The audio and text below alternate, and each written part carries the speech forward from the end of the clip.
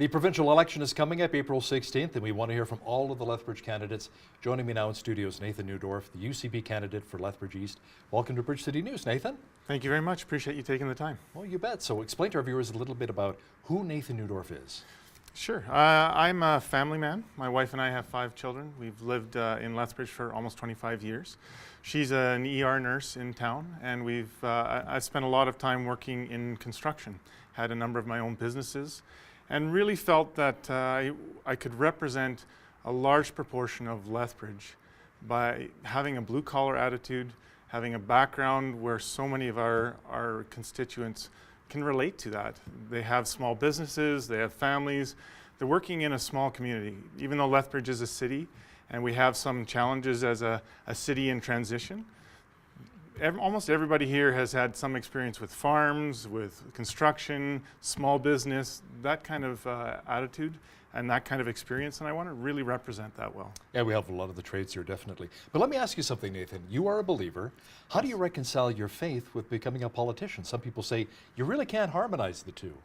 I have no problem reconciling those two attributes of my life. I believe it is the basis for the character and who I want to be. So openness, honesty, integrity, hard work, those kind of characteristics, values that so many people in Southern Alberta have to live with every day. That's the basis of who I am, and that's the basis of how I will handle every situation.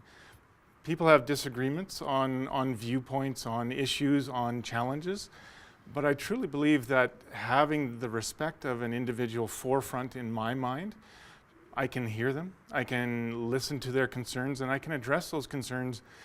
It's not always going to be exactly what they want to hear, but I absolutely believe that that character basis allows me to do any job, especially politics, in a way that people will know that they're being honestly represented. So let me ask you something. Let's say, you know, the Holy Spirit's speaking to your heart and there's certain things that Jason Kenney wants you to do to toe the party line that maybe go against your principle. How do you deal with that?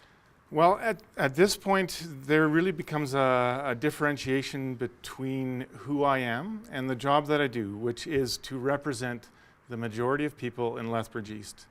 And that integrity, my own principles, is to do that job well. So regardless, if I can, the onus is on me to find out what the majority of people believe and what they want represented. So it becomes less about me and more about them. That's the hard work, because in our day and age, it's very easy for any small specialist group or special interest group, any minority, to have a very, very loud voice. And that tends to be more the disruption than the silent majority. So I think the onus is on me to work very hard, to go to the doors, to meet people, to hear their story, and represent them well. That's what the job is truly about. It's not just about me. And yes, I've joined the party with Jason Kenney. Yes, I believe in the principles, policies that they've put forward.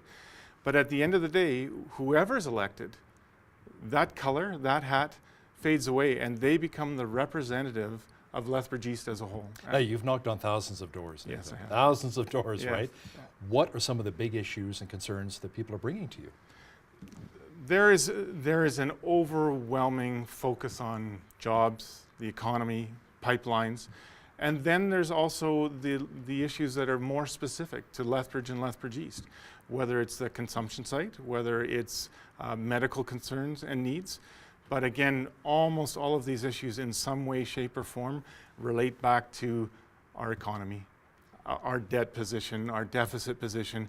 How are we going to pay for all of these things that we need? And that's where responsible fiscal attitudes and decisions will set us up well to address those areas. Let's talk about that safe consumption and injection site. We've had the mayor on here many times, and he's very supportive of it. Many people are, because they have programs, nurses there, help people who may OD come back with naloxone so they don't die. But at the same time, I talk to other families that say, no, we're just being enablers. We're just enabling them to come.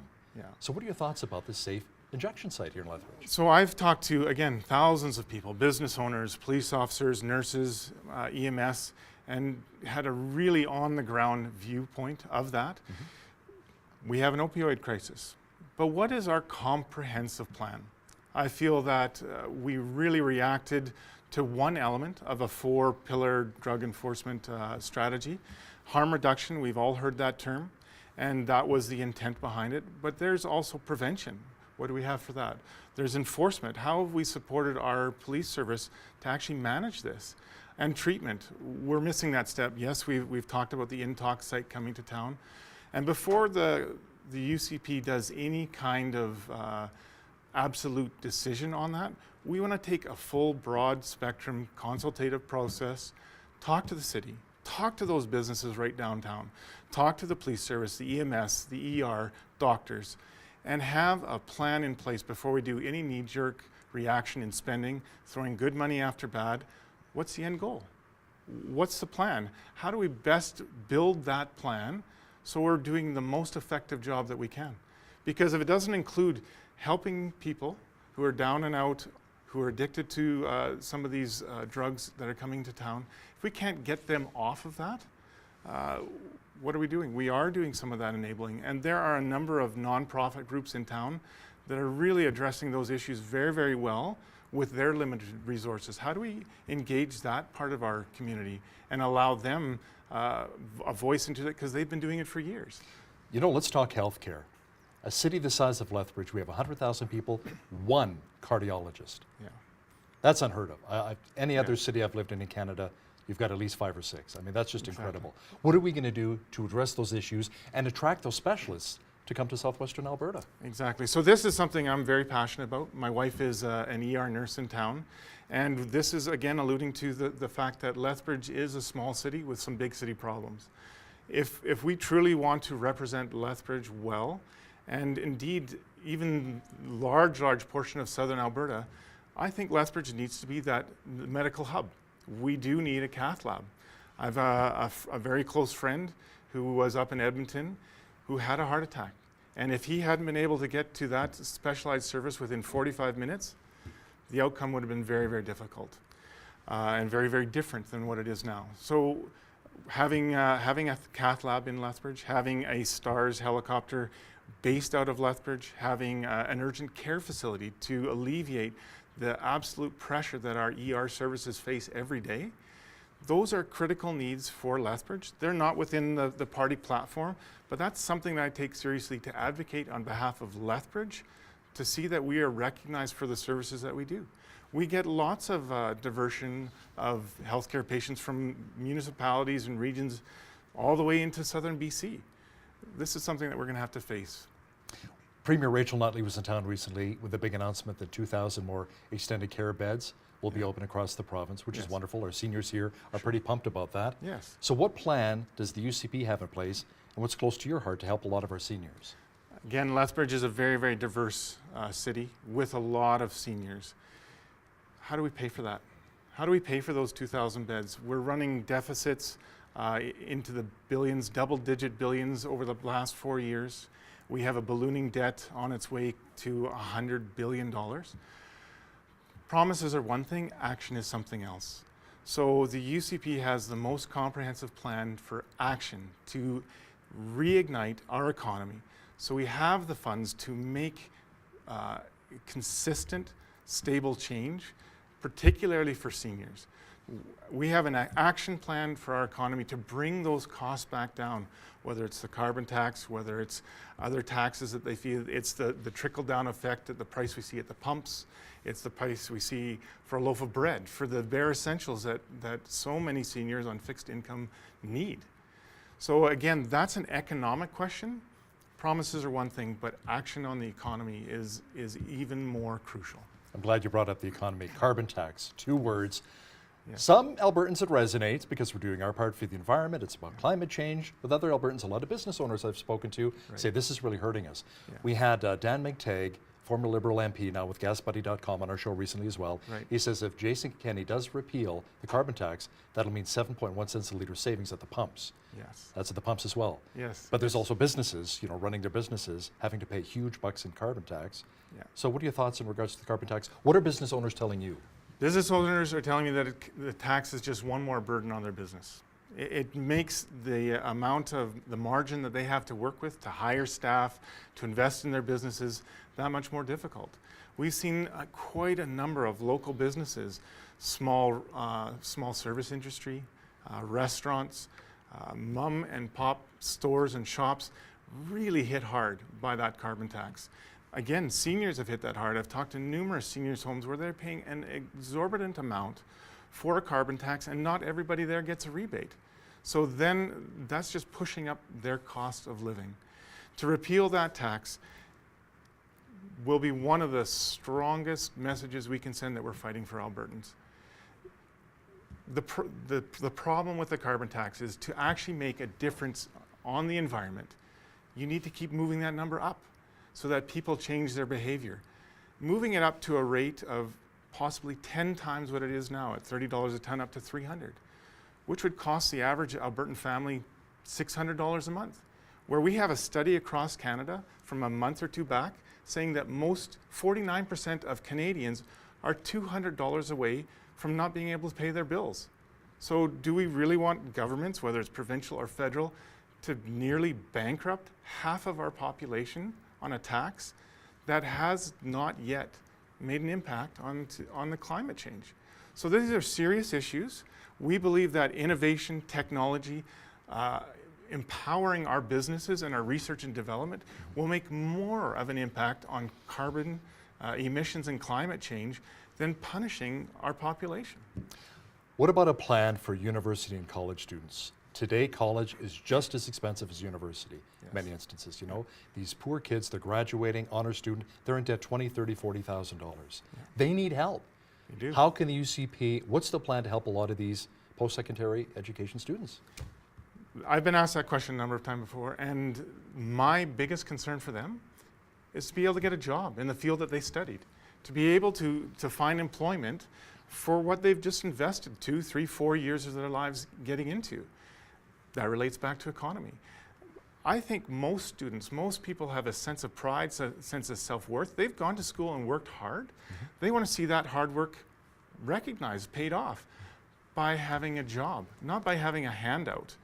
That does nothing for their mental health. It does nothing for their resilience. It does nothing for us as a society.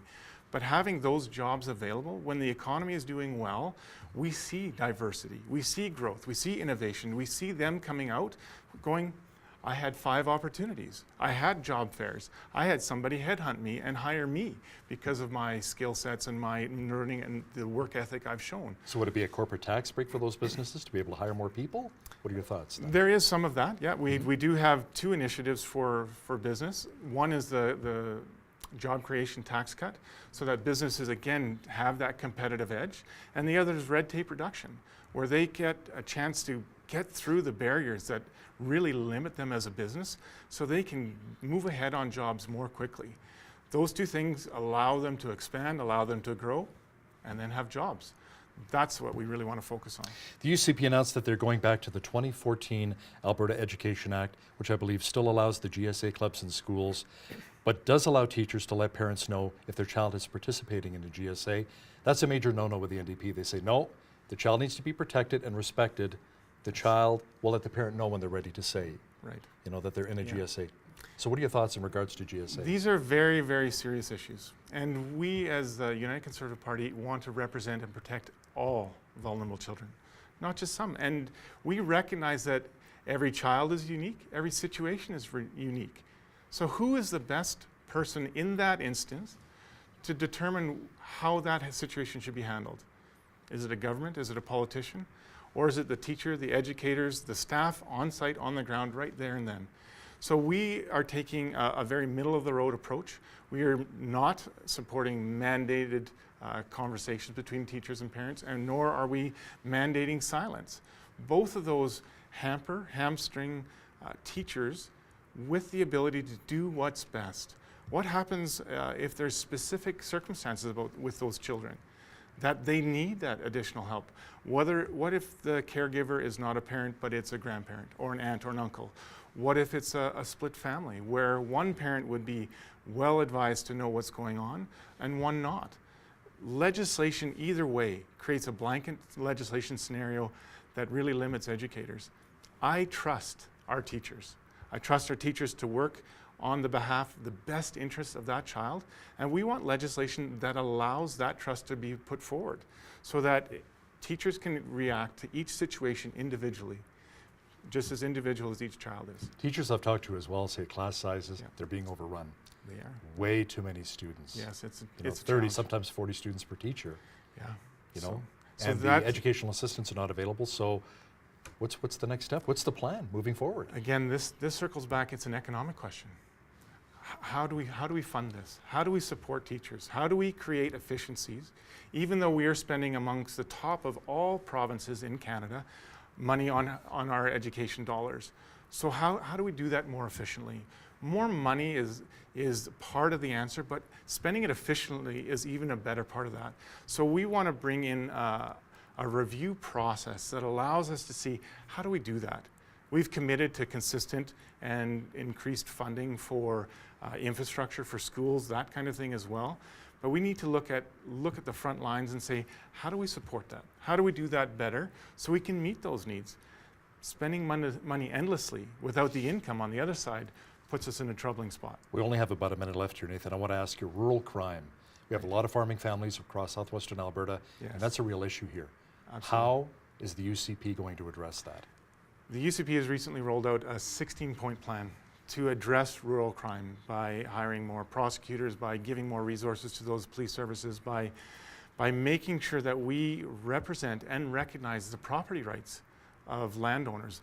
They've invested their entire lives on many of these farms. They're generational. And the value of that, the value of their personal rights, the value of their family, we want to protect that, define that, and resource the funds to be able to protect that so we don't have a consistent wheel of offenders repeating these same kind of acts. UCP candidate for Lethbridge East, Nathan Neudorf, thanks so much for joining me in studio. Thank you very much for your time today. Appreciate that.